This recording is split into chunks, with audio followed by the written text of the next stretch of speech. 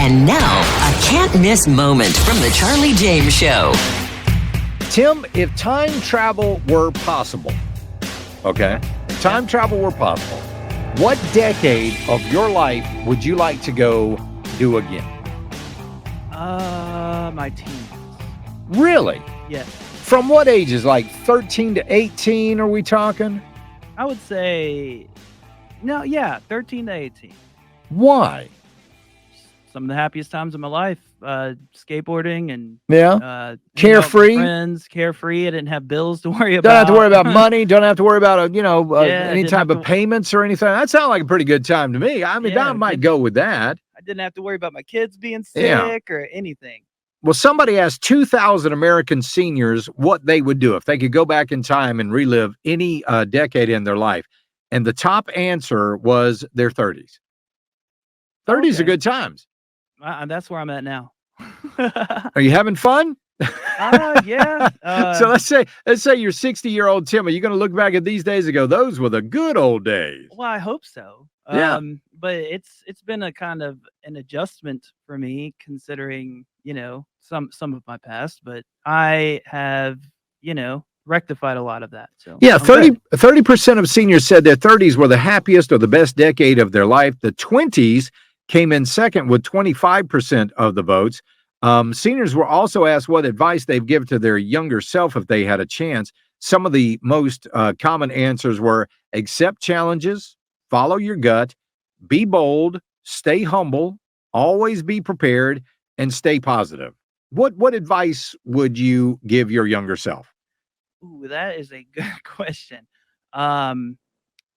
Patience.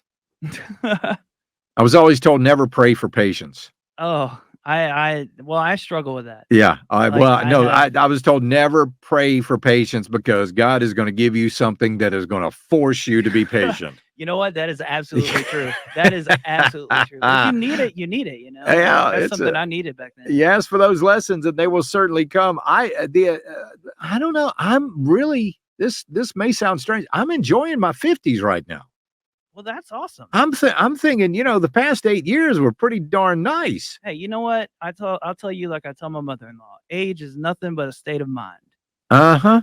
Yeah. And your mother-in-law says, shut up, Tim. Yes, she did. Yeah.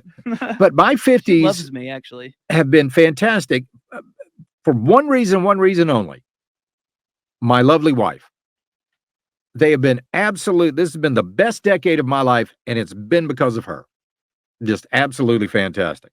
But if I could give myself some advice, my younger self, I'd give myself 2 pieces of advice. Number 1, fear not. Get rid of fear in your life. Get rid of it. Get fear out of your life. That would be number 1. I grew up in I used to teach a Sunday school class about native languages. And I'm not talking about English or French, but sort of. So everybody's got a native language. And the native language that you grow up with is your native language for the rest of your life. That's just it. Like Arnold Schwarzenegger, how long has he been in this country?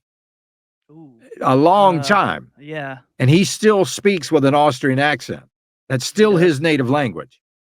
So if you've got a native language of fear or a native language of jealousy or a native language of lack or a native language of being a victimhood, you're going to carry that native language with you all through your life, and you have to recognize it. Just like if you're in some foreign airport and, you're in Istanbul and a bunch of people are talking and you hear somebody talking English, you're going to gravitate toward those people. So if you grow up in, and your native language is victimhood, and you're going throughout your day and you hear somebody else speaking that language of victimhood, you're going to gravitate to those people. And Lord help you if you two get together. You've got to overcome those native languages. So that would be my main talking points to myself. Number 1, fear not. Get rid of fear. And number 2, care a lot less about what other people think. Oh, yeah, I I agree. mean, just they're not going to be there forever. All these people that I worried about what they thought for so long, they're not even in my life anymore. So, two pieces of advice: get rid of fear and quit caring what I'm not talking about being disrespectful or rude or anything like that. I'm just stop putting a huge amount of emphasis on what other people think about how you're running your life.